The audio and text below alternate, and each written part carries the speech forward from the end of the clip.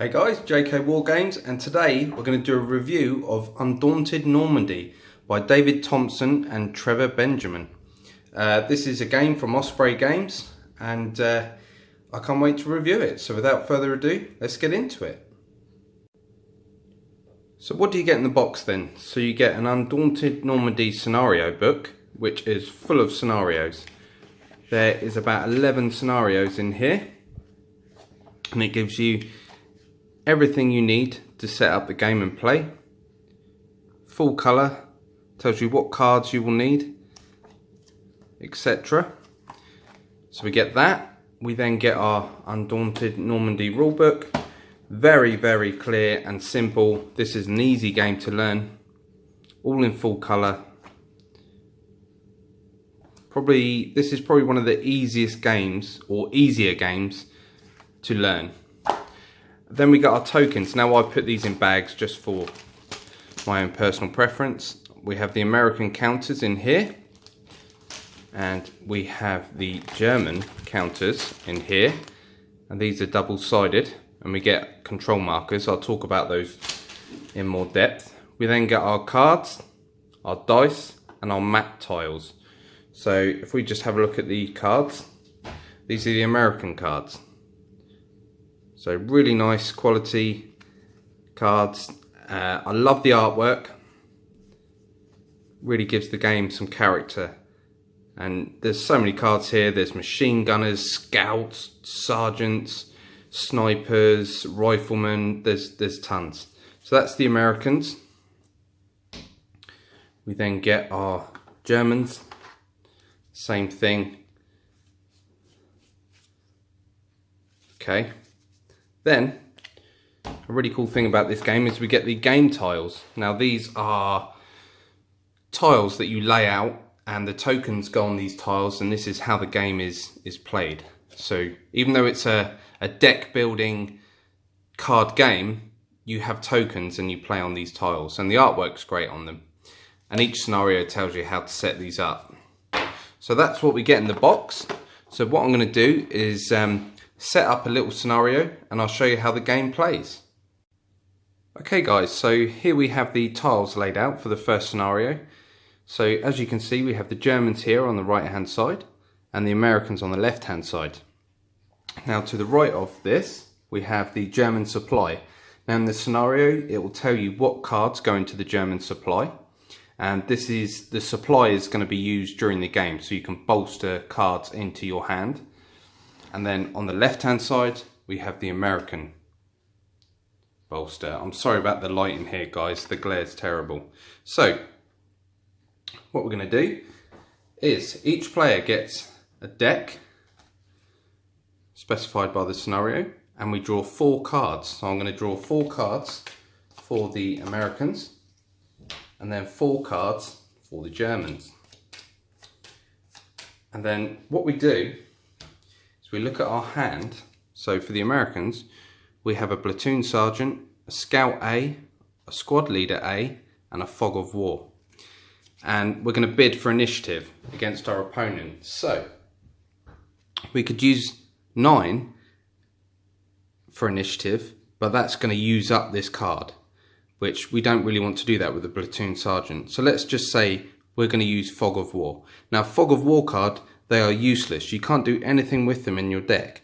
So you might not get the initiative, but it's a good way of getting rid of them. So the Americans put that face down, and let's draw a random card for the Germans. We'll draw this one here. Then we reveal. So the Germans got the platoon sergeant 9 and we had a 1. So the Germans get initiative. And then each of those cards are placed in the discard pile for each side. So we then hand the initiative token over to the Germans. So this is double-sided, Germans and American. So this goes this side for the Germans. So the Germans look at their hand of cards. They have a Scout A and 2 Fog of War cards. Now Fog of War card, they can't do anything with those, but they could recon. So you see it says recon here. Basically, we can get rid of a fog of war card from our hand into out of the game, and then draw a card and use that card immediately. But our scout A wants to scout. Now in Undaunted Normandy, you cannot move into a space unless it has been scouted. So you can see this token here has been scouted, binoculars. So a scout has to move forward and scout these positions. So a rifleman can't move up into this space freely. It hasn't been scouted. So that's the first thing our scout A is going to do, and he can do 2 spaces because of that number there. So we play that card down there, and our scout A token, which is here, he's going to scout 2 positions. Now in this scenario, each side is looking to gain 5 objective points. So you can see the spaces that have numbers on them. So let's just say this scout, he's going to scout this field first. So he gains a scouted token like this. So that goes down. But for every location he scouts, he has to draw a fog of war card into his discard pile. And then he's going to go and scout this position because there are 2 objective points there. So he has to draw another fog of war card and place another scouted token down. The other 2 cards the Germans have, they can't do anything with. They're fog of war. So that would be his turn. Next, the Americans look at their hand of cards. The turn is passed to the Americans. They have a platoon sergeant, a scout, and a squad leader. Now, a platoon sergeant can bolster for 3. So you can take any 3 cards from your supply and put them into your discard pile, or he can command for 2. So we're going to do that. We can command for 2 means we can pull 2 cards from our deck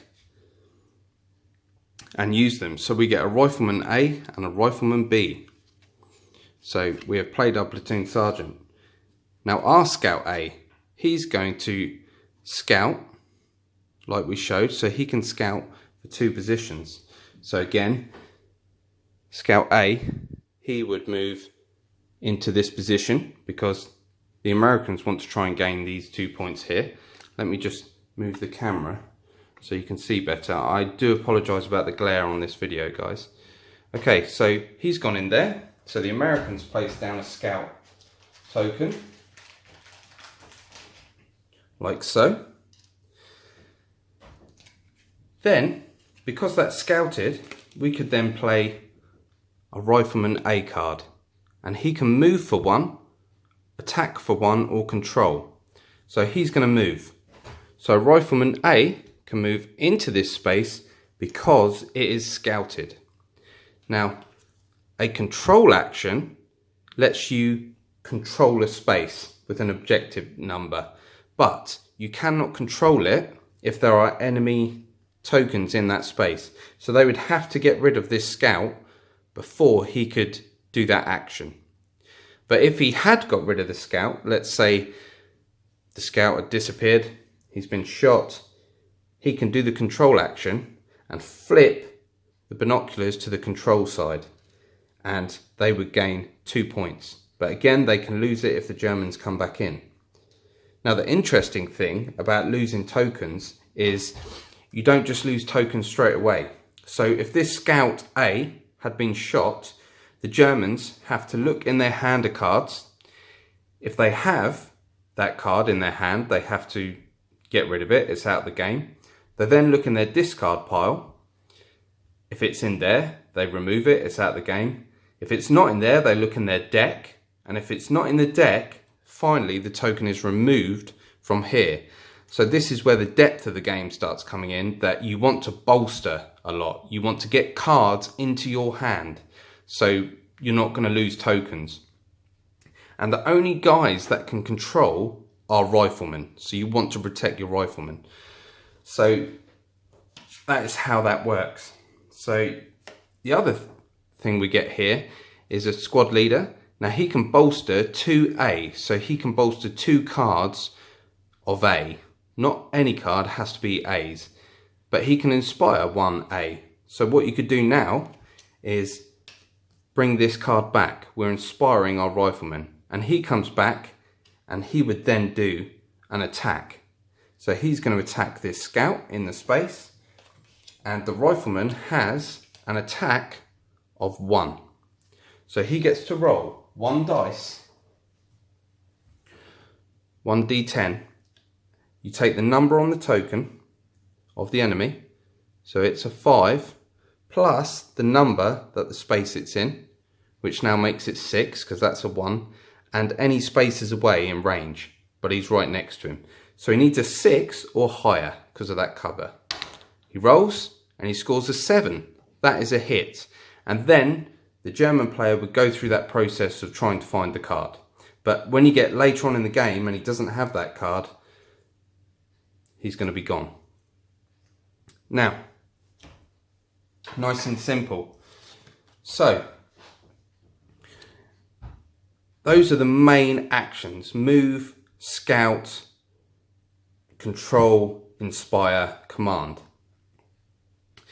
Now, it doesn't sound much, but when you're playing the game, there's this real tension of, I don't want to lose my riflemen, but I need to push them up to control the objectives, because a lot of the scenarios are control this point, etc. When you start getting into the more advanced scenarios, you start getting machine gunners which can suppress tokens. So when you suppress a token, it's flipped to its other side and it can't do anything, and when it wants to act, if it has its card, it just flips over. So that's a good way of stalling your opponent. I think it's a smashing little game, and for solo players it plays amazing. I've been playing it solo. Yeah, it's fantastic.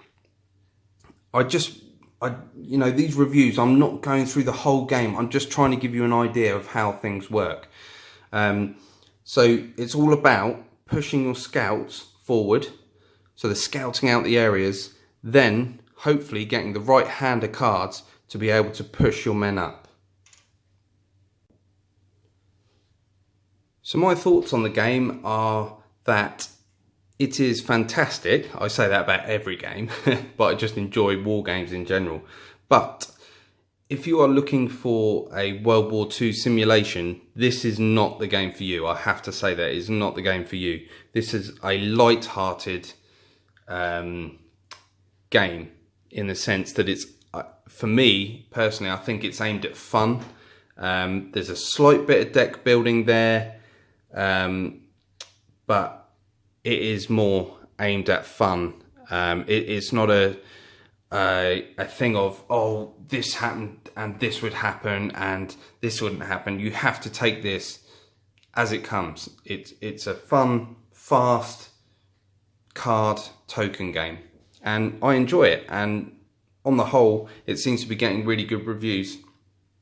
So that's all I can say about it, guys, is that it's really fun. I just wanted to do a quick video on it.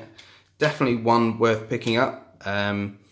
If you play solo, then it plays fine. It's not a problem. I just choose a random card for initiative and you have no problems. You can learn this game in probably about 10 to 15 minutes. As easy as that. And then it's mastering the game, which is more difficult. But there you go, guys. So I hope you liked that one. Make sure to like, comment and subscribe, and I'll see you in the next video.